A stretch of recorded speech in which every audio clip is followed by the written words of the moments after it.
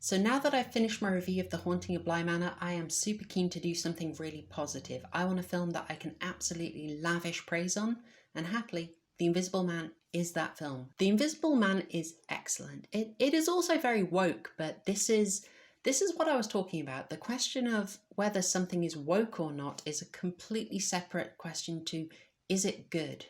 Yes, this film is very woke. Yes, this film is very good. I'm really happy to say I really enjoyed this film and I can be super positive about it.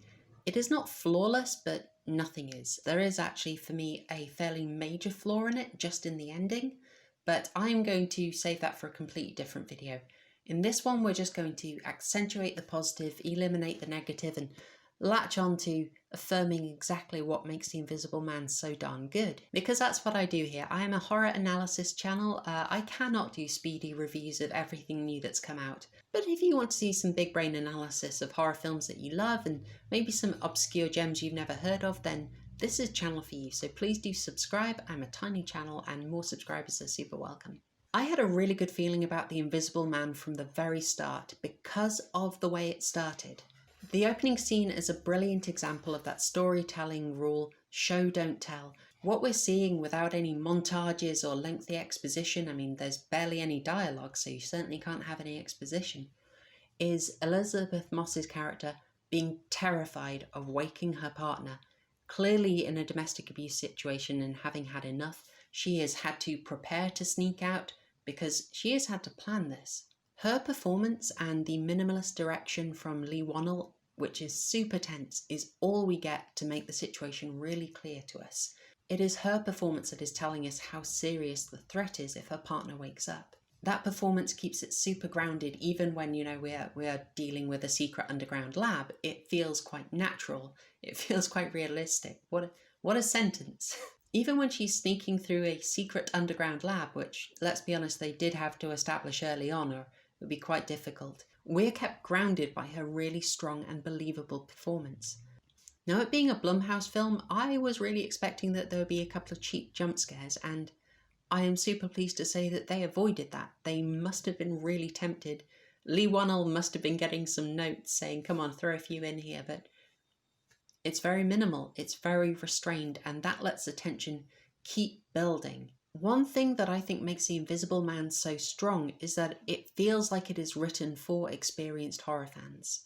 That is, it knows very much what you're expecting and it doesn't deliver it, or it delivers it in a surprising way.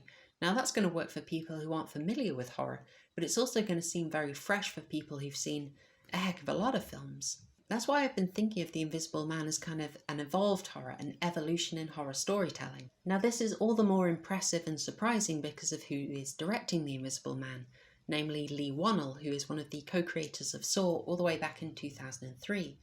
He and James Wan have obviously put out a lot of movies and they're basically a powerhouse within the modern horror industry. Now he's obviously started off with Saw, which is sort of more easy to produce on a budget, and it's very gory, you might even say schlocky. I defend it, I love Saw. This is a very different film to Saw. There's a lot of people who would watch this movie who would not go near it. It's more restrained, it's more subtle, I mean it looks very different, and there is barely any gore in this film. This kind of evolution reminded me a lot of Fede Alvarez, who directed the super splattery, wonderfully gory and just excellent Evil Dead remake in 2013, and then made the much more restrained, sort of completely different palette and barely any gore in it, Don't Breathe in 2016. Both of those kind of felt like the directors are challenging themselves and trying to do something new and creative. So I'm going to focus in on some of those choices that make The Invisible Man appealing to sort of very experienced horror fans and newer fans of the genre. The first one I've already covered, that is the show don't tell sequence that starts the film, and that is evolving something that is very much a horror staple. We are very used to horrors starting with a short introductory sequence that contains a quick kill for us, that sort of sets a scene, establishes a threat, and gives us a bit of the old carnage candy right at the start. This gives you that scary opening, but there's no kill and there is no release in tension. And that's a very smart choice. There's also the very smart use of the premise of The Invisible Man to make use of your threat being invisible. Namely that this allows you to make bright open spaces that you would normally consider safe scary. Now this of course has the potential to backfire and come off as underwhelming. That's very smartly compensated for by having the overall colour tone of the film much more muted, much more lower temperature, so it's not as vibrant and the sort of darker colours and blues are a bit more prominent in it. That itself sort of affects the tone and how you interpret it, how you respond to it. The invisible threat also allows them to make use of the negative space in the film. Now, you're going to know what I mean even if you don't know the term. Taking the climax of The Terminator as an example here, you see a whole load of empty space by Sarah Connor. This may seem like an accident, but it's obviously clearly left open so that you can see the Terminator rise in the background. And this is meant to be shocking and ominous, but if you've been watching films for a while now, you have basically been trained by them. You are primed to look in negative space, especially in scary situations. Now, the Invisible Man obviously uses negative space a lot. You can see this here and throughout the film. But it doesn't break the tension because it doesn't reveal the threat and doesn't reveal it very often. And the result of this is an atmosphere of paranoia throughout most scenes in the film. You're just constantly uneasy because you're never sure if the threat is there or not. You're really sort of in there with Elisabeth Moss's character. You're feeling the same things. You're feeling that unease. We also really need to talk about the design of the Invisible Man. Now, we don't see a lot of the invisibility suit design. I mean, this isn't the conspicuous man, but what we do see of it is deeply impressive and another really good choice in horror. When you get a good look at the suit, you see it that is absolutely covered in tiny cameras, and that is both kind of true to the technology in this area, but it also is very good at making the threat seem less humanoid. Specifically, it's meant to make you think of the sort of eye clusters that you see on insects, on spiders. It's subtly making the suit wearer seem less humanoid and more monstrous.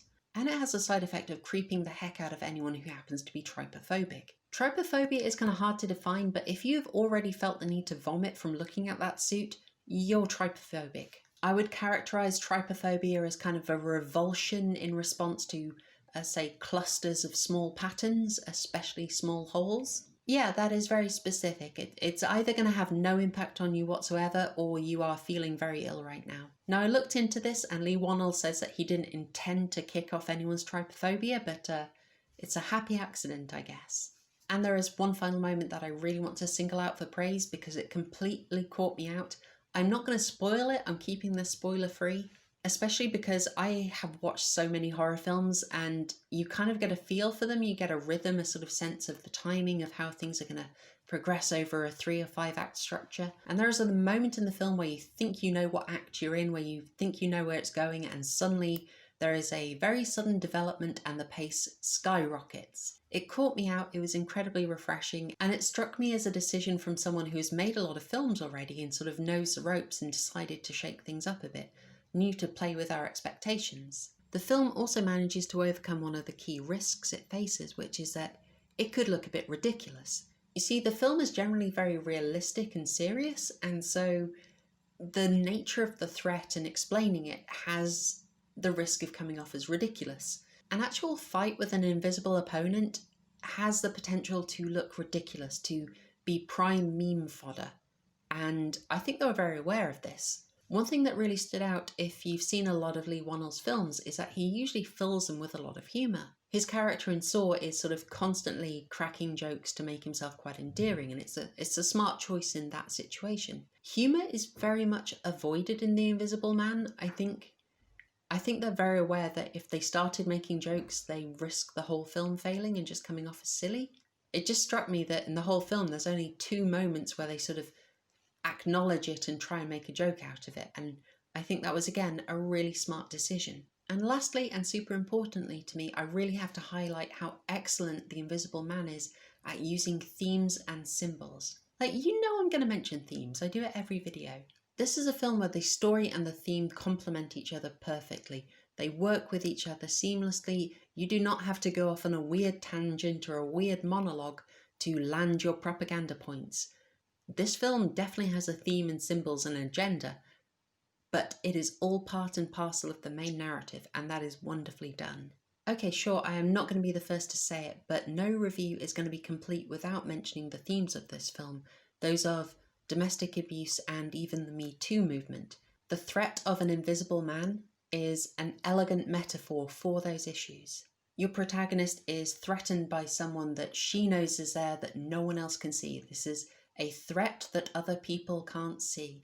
And most importantly, a threat that the system can't see. This gets taken into more MeToo territory by the fact that the Invisible Man is able to get away with it and be unseen by the system because of his immense power, privilege, and sort of access. Now, in the real world, that is more access to high-powered lawyers, but here it's a magical techno-suit, but don't quibble. This is a film that is excellent at showing how the system can fail to deal with certain threats.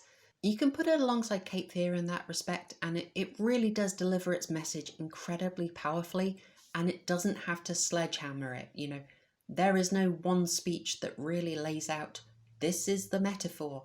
They don't do it. That is all great stuff. It is why I really love this film, and I'm really happy to be able to be completely positive in a review. As I said, I do have a major problem with how the film ends. I think it kind of fumbles in the last minute, but that is a separate issue. I'm going to put that in a complete different video. For now, just positives. Go watch The Invisible Man. It is really good. If you have seen The Invisible Man, I would love to hear from you in the comments below, and if you like what I do, please do like the video and subscribe. As I mention every time, I am a tiny channel and every new subscriber is an absolute delight. I would be super chuffed to hit 500 subscribers by Christmas, so if you like what I do and you want to help me out, please just pass these videos on to anyone who you think might like them. That is all from me for now. I am revisiting the ending of The Invisible Man next week, so I'll see you then. Thanks y'all. Tschüss.